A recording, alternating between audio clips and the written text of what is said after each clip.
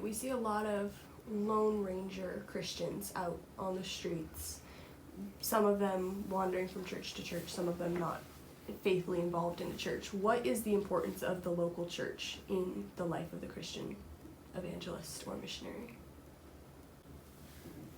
Go ahead. Well, I would think when you look at the scriptures, especially the letters of Paul and others, everything is written in the context of a local church. They're writing to local churches. You don't see them writing, well, you see them writing to individuals, but it's not outside the context of a local church. So I think whether you're talking about evangelists or even folks that work with a parachurch ministry, I think it's still very important for them to be connected to a local church, and not just important but biblical. If we want to have our church life function in the way the scriptures call us to, and individuals as believers, we need to be connected to a local church as being baptized into the membership of a local church. The only thing I might add to that is, when you run into sort of people like you described, nomadic sort of people, one of the first things I ask them is, can you show me you in the New Testament?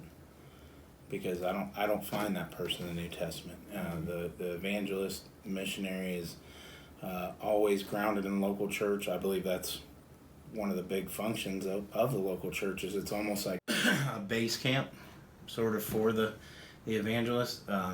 We see the example in Acts 13. I was just looking at it where the church in Antioch sends out Paul and Barnabas, and the pattern of all Paul's missionary journeys is to go out and preach the gospel and return and report back to the church. And so the church is the sending place for evangelists, and the church oftentimes also can, if we look at Acts 15, we're commonly known as a Jerusalem Council passage. Sometimes the church needs to step in and settle disputes over doctrine and things like that may happen as you're on the mission. I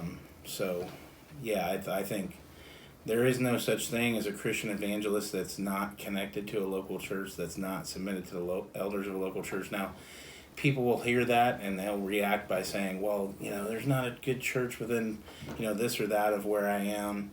Well, move.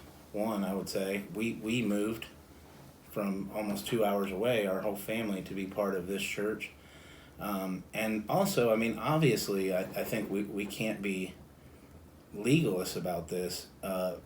Sometimes people are in between churches, especially now where we're seeing sort of another, maybe downgrade type era going on, even within churches that have been doctrinally sound for years are now sort of their doctrine is starting to, stray and things like that. So sometimes it is necessary to leave, and it may take time to find that next church that you can submit to, but you should never be in a place where it's like, I don't need the church. Mm-hmm. And that's where what you find with a lot of these nomadic type people, is they're like, I don't need all that. There's no Christian that doesn't need the church.